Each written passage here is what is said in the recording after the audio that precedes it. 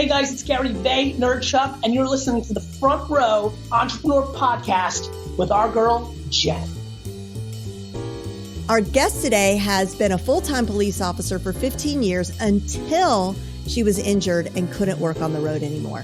Not being able to work as a patrol officer anymore was a life-changing moment, and she decided that she needed to reinvent herself and start another career, one that she was in control of.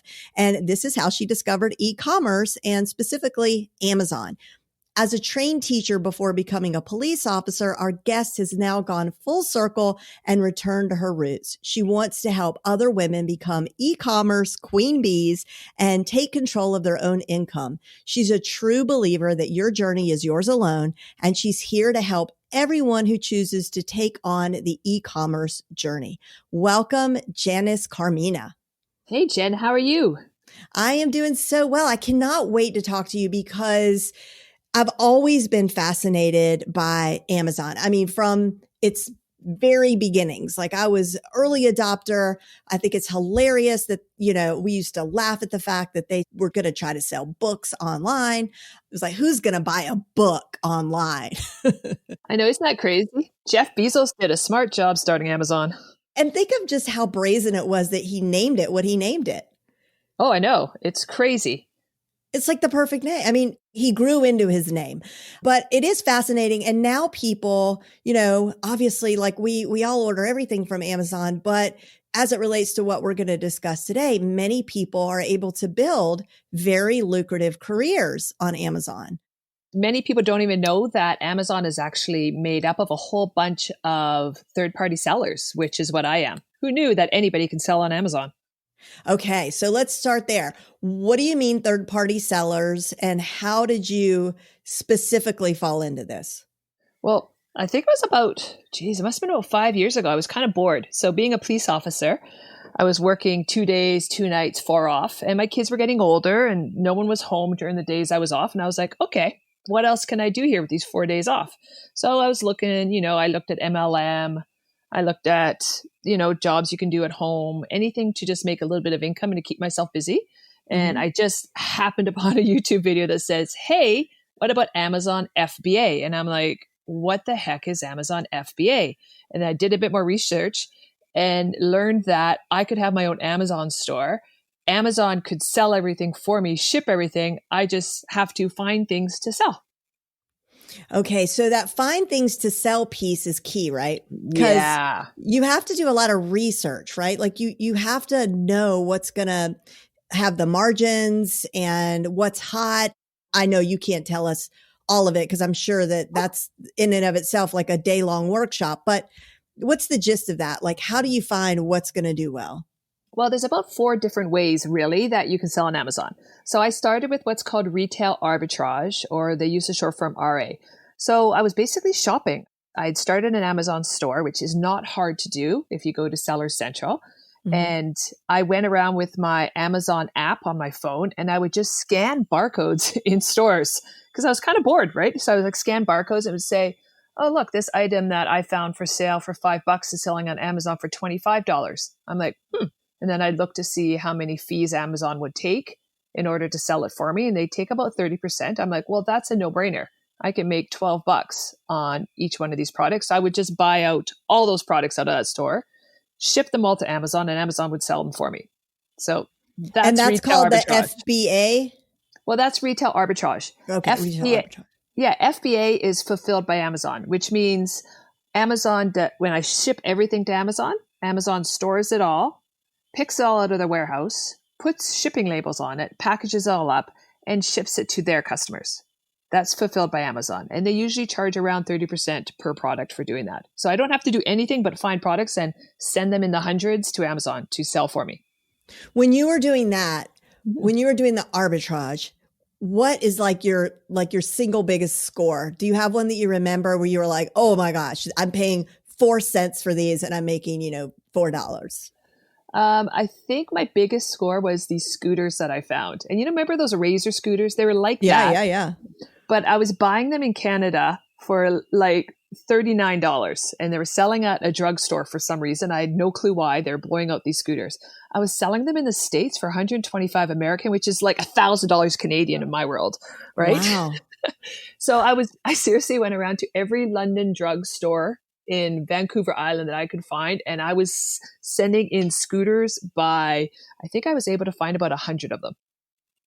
All right. That's where this is the part where I'd be like, yeah, I'm out, because now I've got to figure out how I'm going to ship scooters. Like, envelopes are one thing or whatever. Yeah. But like, did you have to secure a reliable shipper to do a thing, or did you just go to the post office or what did you do? How did you ship scooters? I just went to the post office. I went to Canada Post and I would package up 5-6 scooters per box. And I would ship the boxes to Amazon United States, and Amazon made the shipping plan for me and would tell me where to ship them to. So I just let Canada Post do it for me. And then Amazon sold them for me. And then every 2 weeks I had the money deposited in my bank account. And then were you having to do any stuff on your end, like hustling on, trying to get people to leave you reviews? And would that make your stuff show up better than the other people doing arbitrage? Or was it just based on like consumer demand? Well, back with Arbitrage, I didn't, because it was actually someone else's listing that I was selling on, right? Huh. So we talked about retail arbitrage. You can do online arbitrage too, which is exactly the same thing. But in this COVID world we live in right now, online is actually better because you don't have to go to the brick and mortar stores, right? Then there's wholesale, which is just getting wholesale accounts, which I'm not going to quite get into. But what you're talking about with reviews is private label, which is what I totally got into after I decided that I didn't like sharing the listing with other sellers. I don't like competing with other sellers. I wanted to be the only seller on my listing. So how do you get to be like, because I always buy the Amazon preferred. Yes. And I never buy the sponsored ones. No. So you do Amazon preferred, which is the organic listings. So Amazon sponsored is pay-per-click advertising. Right. Amazon preferred, are you looking for the ones with the badge, do you mean? It's got like a black line and maybe it has like the badge. I always filter by Prime. Yes. And then I usually will go with the one, like if there's like 2 air poppers, right? Or air fryers, let's say. And one has a lot of reviews, a lot of positive reviews. The other one has about as many positive reviews, is the same price, but has the badge. That's the one I always go with. Oh, perfect. So what happens with that is the fact that you're filtering with Prime. Being that I sell Amazon FBA, that means I'm a Prime seller. Amazon can control the shipping because everything's in their warehouse, and that's a key to them, right? So I'm not sending out anything that gets bought from me I don't do it myself. I let Amazon do it. So that means I'm an Amazon Prime seller. To get that badge, it's just how good your metrics are as a seller, like with your reviews, the quality, there's been no complaints, stuff like that. That's how you get preferred. Also, how many you sell. So the fact that if I do pay-per-click advertising, I increase my sales, right? So you can get that preferred badge. So as a private seller, is Amazon still fulfilling your orders, or are you doing that from home? Oh, they do it for me. I'm a bit lazy sometimes with stuff like that. That is not my zone of intelligence. I don't have time. Yeah, same. So what is the deal with returns? Do they go back to Amazon or do they go back to you? And do you have to deal with that headache? No, they go back to Amazon. Amazon does everything for me. Like all my customer service. Okay. Yeah. All right. So we need to get in on this. Okay. Yeah. So what about, like, I've always been fascinated. Like, I know when I buy a product on Amazon, 9 times out of 10, I know that a lot of that stuff is coming from Alibaba. Yes. And I've gone to Alibaba and I'm like, I'm just going to get it there myself. Like I remember I had these little cube timers, and I don't know if you've seen them. They're like these auto cube timers, and they're set, like one side is 5 minutes, one side is 10 minutes, one is whatever. And I used to use it with my students as a productivity tool, and everybody loved it, but they were cost prohibitive for what they were. They were like $20 if you bought them on Amazon. I knew that I could get these on Alibaba, and sure enough, they were there. But I didn't do it because it was so daunting. I was like, because they're in China, I couldn't understand how, I didn't know how to look for a reputable seller. The shipping was really confusing. So do you order from Alibaba? Where do you get your stuff?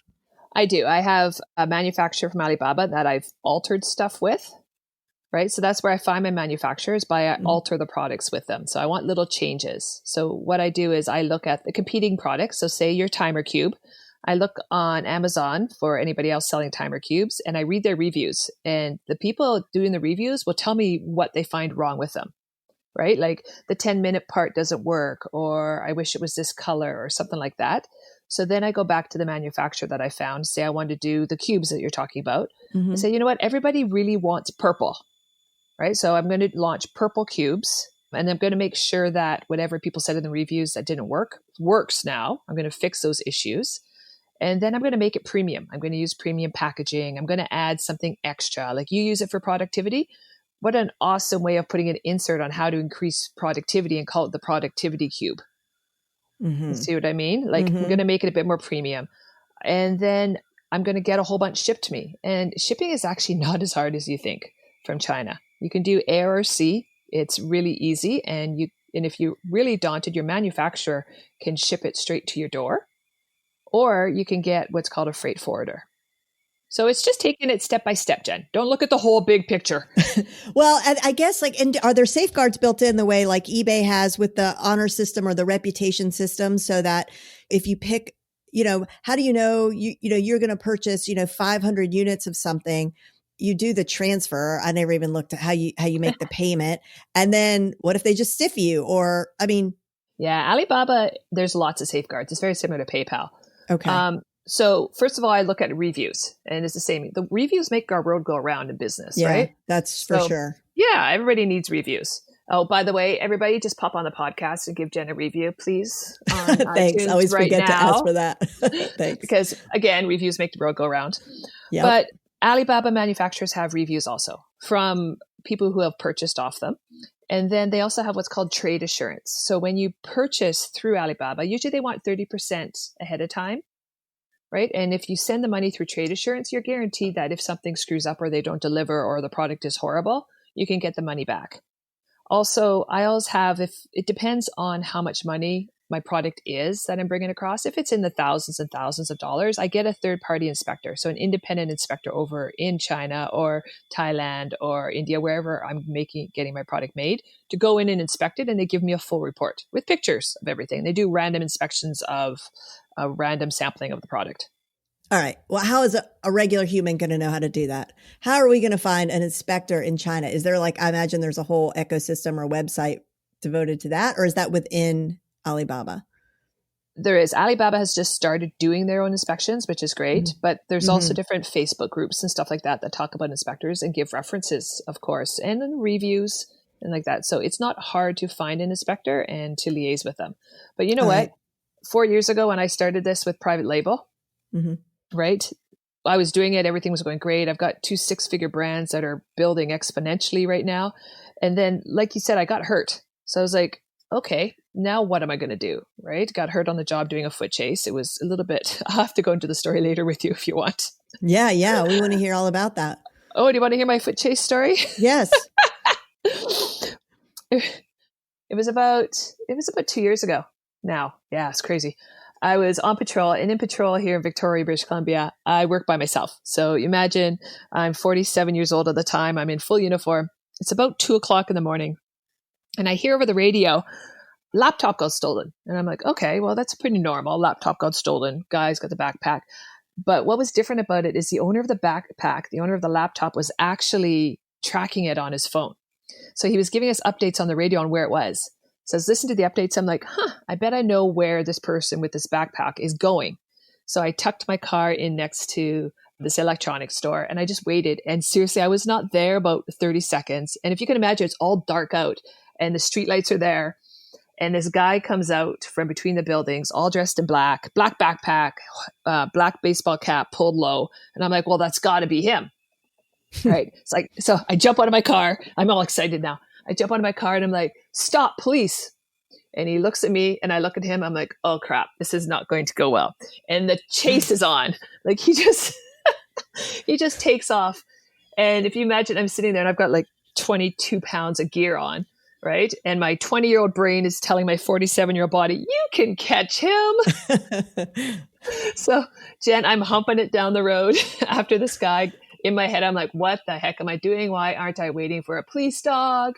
But anyways, the guy jumps the fence. I've gotten cornered. I'm like, okay, this is good. And I'm waiting for another person or my other partners to show up to help. And he looks at me and he knows he's kind of cornered. And I look at him and he's got drugs on board. You can tell just by the way he's looking at me. Uh-huh. And I'm like, oh no, he's going to jump the fence. And that's exactly what he did. He came at me. He jumped the fence. I went to grab him. I turned to the right. He went down on the ground. I went down on the ground, ripped on my pants, blood everywhere. He dropped the backpack, which was great. Right. But then my partner, thank gosh, showed up and he took off chasing him. Right. I was trying to get up. Right. Again, 47-year-old body going, oh my gosh. And I was listening to the radio again on my partner chasing him. And I heard him go around the building and he pulled a knife on my partner. My partner tried to taser him. There was pepper spray involved. And he came around the building and he came right at me again. And I pulled my gun at that time and I went, stop, police, get on the ground. Like did the whole, it's just like you see on TV, right? Yeah. Get on the ground, got him handcuffed and everything. And it was actually somebody we've been searching for a couple of weeks. And then I went back across the road to the parking lot where he dropped the backpack and I sat down next to the backpack. I was like, ow, I really hurt myself. And that was the moment where my patrol career ended. I was walking with a cane 2 months later. That's amazing. But do you know where I thought this story was going? Oh, I thought you were going to say, and then I walked back to the backpack and I tripped in a pothole. and I ruined my ankle. I wrecked my back. I wrecked my back going with that guy down to the ground. Oh my gosh. Wow. Yeah. That like you had my blood pumping when I was listening, my heart racing. That's so scary. Well, I'm glad you got him. Way to stick to the chase. Well, adrenaline, right? Thank gosh for adrenaline. So do you miss the adrenaline? Because you can't be having that much adrenaline selling on Amazon. No, I do miss it. But what I miss the most, I think, is helping people. Yeah. I loved help. Like, you know, it sounds so cheesy when you're like a police officer. I just love helping people, showing up to my shift. And when people need you, you're there. And that's what I missed. So that's where I needed to figure out and reinvent myself because I was already doing Amazon and stuff. I needed to reinvent myself on that whole need to help people again. And so that's where I reached back to my teaching. And now I run courses and coach people on how to exactly do what I do on Amazon and help people through the process of starting their Amazon store and getting their own private label and figuring out Alibaba and shipping and doing all of that. And it's so much fun, Jen. So give our listeners and me, please, a glimpse into real numbers of what's possible, you know, maybe 6 months in, 1 year in, sustainable, that sort of thing. Real numbers. Yeah. If you're looking at, depends on what you choose. If you're doing retail arbitrage and stuff like that, then you're probably looking at a 30% return on the money you put in. So if I put in $10, I'm going to make 13, 14 after all the fees. Okay. Mm-hmm. So if you're looking at private label, which I specialize in, so launching your own products and building your own brand line and then growing your brand line off of Amazon too, because I start using sales funnels and everything like that. Mm-hmm. Mm-hmm. Then you're looking at probably $6,000 to launch a product properly with advertising and Facebook advertising and everything like that. But you're looking at probably a 50% return on your product. So for the first 6 months, you're probably going to take all that money that you make and you're going to reinvest it and buy more product. Mm-hmm. And then it was after that, you can start taking the money out. So you're building a business, you're building a product-based business. So it's going to take time. So say $6,000 to launch a product, you'll make that back in about, depending on your sales and your giveaways at the beginning, you can make that back in 3 weeks easily, right? And then taking that money and maybe launching a different product, or you're going to have to buy more product. So that's the one thing with a product-based business is you're going to have thousands of dollars worth of product ahead of time in order to sell and more on the way for when those sell out. Once because you get Amazon the wheels require that you have X number of units in stock, right? They don't. You can run out of stock, but you don't want to run out of stock, right? So once you get the ball rolling in 6 months' time, you'll have a system all set up where you've got product on the way, you've got product on Amazon, and you've got product selling. And then you can start paying yourself as an employee and pulling money out. How comfortable do you feel building your business on a platform that has ultimate final say and control over things? I mean, like I always tend to surrender to those sort of things, and I'm an optimist, and it's served me well thus far. But I guess what I want to know is, over these years, have you been pleased with the way you've been treated, with any new fees they add in or rules that all of a sudden they decide to throw your way? Have you overall been happy, or has it been a bumpy road? You know what? I love Amazon just because I don't have the overhead. So I'm not running like a brick and mortar store. I don't have lease. I don't have mortgages. I don't have employees. They're doing everything for me, and they're making sure the customer comes first. The only thing with Amazon is they control their customer. It is their customer, and they do not want you taking their customer off their platform. But that's where I start scaling and using like sales funnels. And I give Amazon promo codes. So I'll do a Facebook ad where I'm like, hey, do you want to buy this for 50% off Amazon?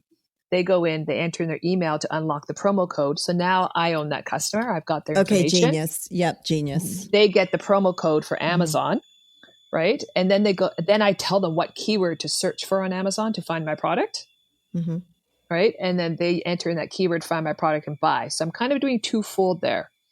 And this is a bit more advanced, which we talk later on in my course on how to scale, is one, I'm getting the customers. So I've got their email so I can follow up. And as you know, the fortune's in the follow up. And I can launch new products to them and ask them ideas for new products. And number two is I'm telling them what keyword to search for on Amazon. And by that, I rank in that keyword. So if anybody else searches that keyword, my product will come up first because of the Amazon algorithm is all about sales. Okay, well, tell me about some of the actual stuff you sell. Yeah, I've got 2 brands right now, and you're going to laugh at them. So my first brand is No Straw Challenge.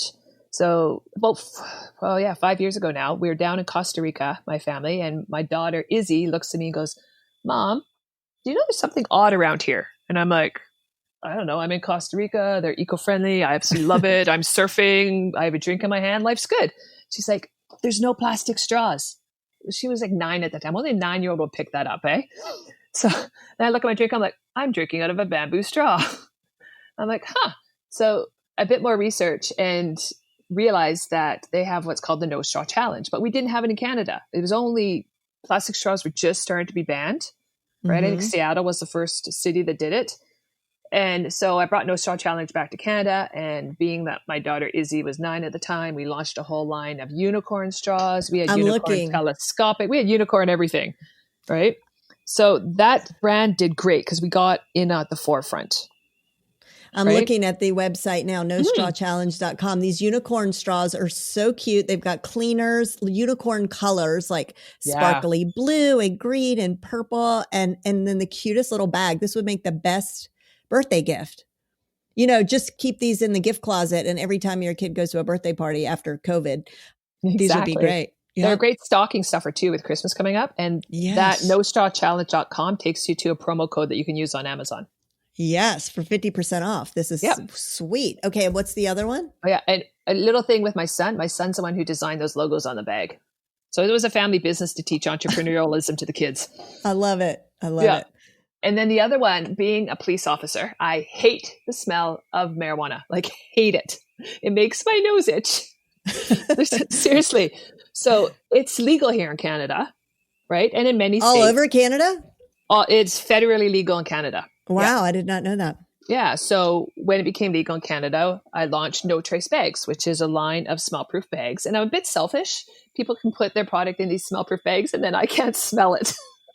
Okay. So you solved the problem for yourself. Yeah, exactly. They're bags lined with carbon, and they're called No Trace Bags. And they're mostly for marijuana, but a lot of people are using them for camping and hiking and to keep food away from bears and stuff when you just launch backpacks and everything. So, and that all sells on Amazon.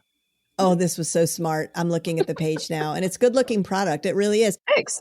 The person that you work with in Alibaba, so you found someone that you can make adjustments, because I really like that. And so you can make adjustments with this person. Do you tend to work with this person across both brands and future brands, or do you have to like find a new person that you trust over and over again?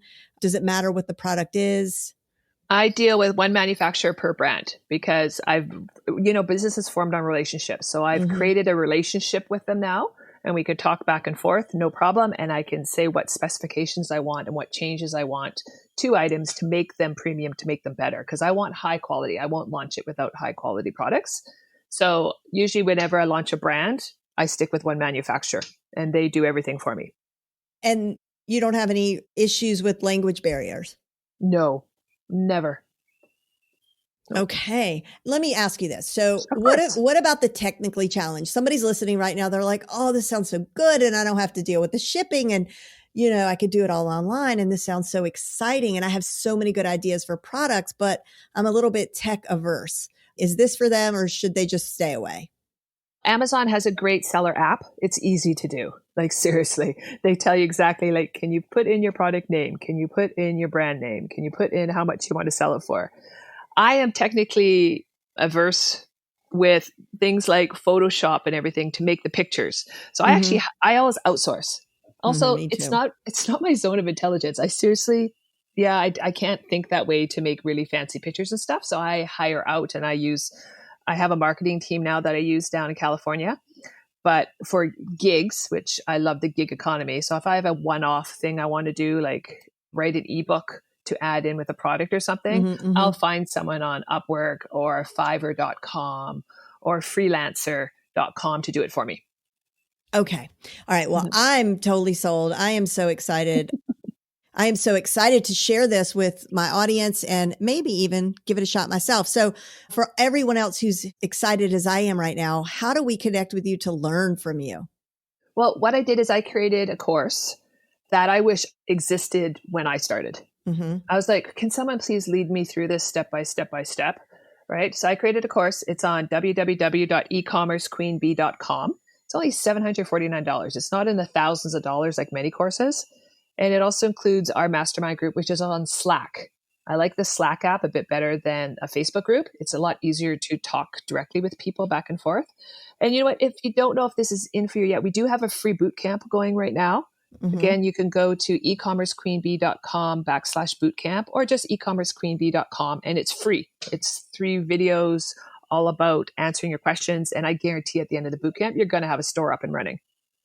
So we lead you through that. Yeah. And then, you know what I say? I always tell people, you have a great idea. And Jenny, you probably have a ton of great ideas in your head because you've got that entrepreneurial mindset. Please get them out because you're doing me a disservice because I'm betting the ideas in your head can make my life amazing or a lot easier. So I really wish people would get their ideas out so I can go buy your products. I love it. Okay. This is fantastic. So I've got the links. Everybody, I'm going to put the links in the show notes so you can check this out.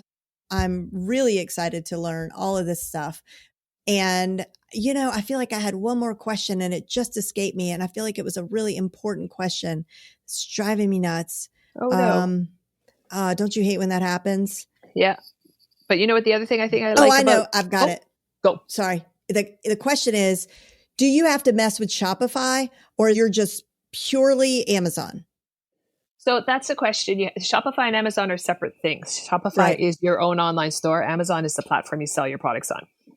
As you grow, you may choose to do a Shopify store, and then Shopify will actually link with Amazon, right? So Amazon can fulfill your products for you and ship them out for you, right? So Amazon doesn't have a problem with your Shopify store being the front-facing thing. Not at all. As long as they get their cut. So that's what they care about. Oh, exactly. And you're selling on Amazon too. They actually prefer if you have a website, other like Shopify, WooCommerce, Wix, whatever, because it gives you a bit more credibility, your product credibility. So when someone says, okay, I want, like you said earlier about the air popper. Well, I want this air popper. A lot of people will Google that air popper to look for reviews and to see if it's a legitimate and not just a Chinese seller chucking garbage into the marketplace, right?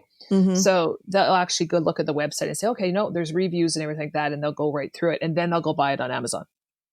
So it's good to have that social proof, and also a Facebook group and an Instagram feed, everything. Okay. Well, this was amazing. Janis, thank you so much. Come back anytime. I can't wait to connect with you over at ecommercequeenbee.com. ecommercequeenbee.com. Thanks so much. For sure. You know what? I had an absolute pleasure talking to you. If anybody's got any questions, just drop me a message. Awesome. Thank you so much. Take care. Okay. Thanks, Jen. Bye. Bye.